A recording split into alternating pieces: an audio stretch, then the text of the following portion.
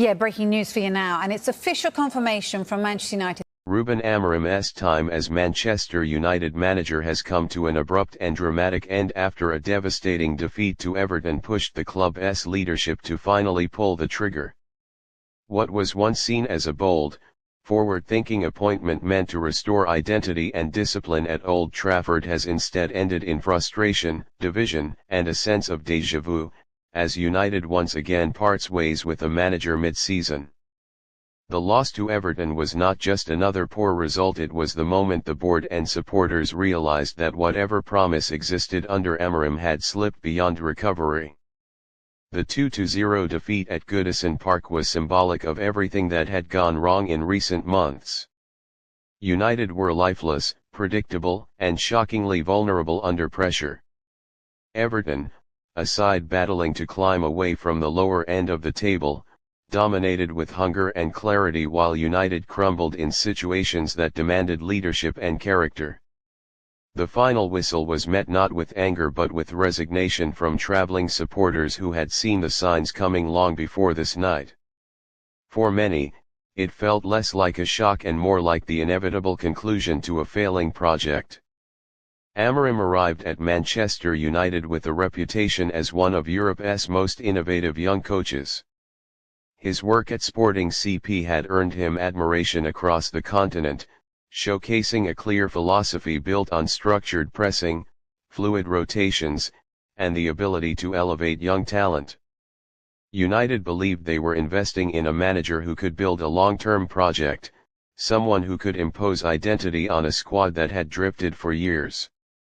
But the Premier League has a way of exposing weaknesses quickly, and from early on, it became clear that Amorim's ideas were struggling to take hold. The players appeared uncomfortable with the tactical demands placed upon them. The rigid 3-4-3 structure that thrived in Portugal often left United open in transition and lacking creativity in key phases of play. Attacks felt forced and predictable, with the team relying heavily on individual moments rather than sustained patterns. Worse still, defensive balance, something Amorim prided himself on, seemed shaky from the first weeks. Opponents exploited space behind the wing-backs, midfielders looked disconnected, and the centre-backs were frequently exposed to overwhelming pressure.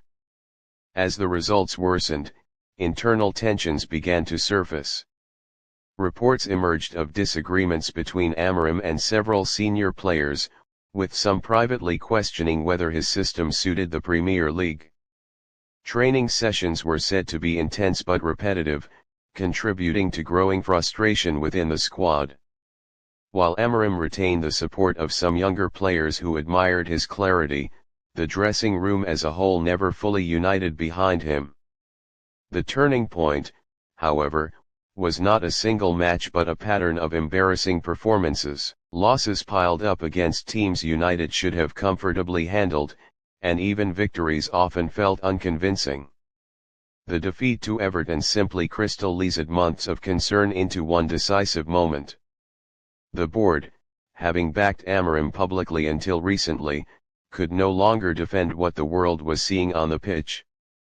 In the aftermath of the sacking, questions naturally turned to the direction of the club.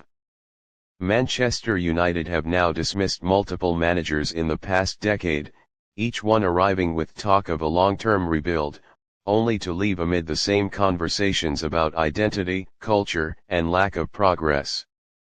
Amorim's departure highlights a recurring problem, a club desperate for stability but unable to provide the conditions necessary for long-term success. Whether the issue lies with recruitment, player mindset, managerial misfit, or structural confusion remains a subject of heated debate among fans and pundits. For Amorim, the setback is damaging but not final. At 39, he remains a young coach with considerable potential. His failure at United will serve as a learning experience, and many clubs will still recognize his tactical intelligence and promise. But his next job will need to show he can adapt, compromise, and manage the pressures of elite-level football outside his comfort zone. Meanwhile, United face yet another rebuilding phase, another search for a leader capable of grounding the club and guiding them back to credibility. The defeat to Everton and the dismissal of Ruben Amorim underline the urgency of change, not surface-level adjustments but a deeper, structural rethinking of what Manchester United want to be. His sacking may mark the end of his chapter, but for the club, it is merely the beginning of yet another difficult and uncertain transition.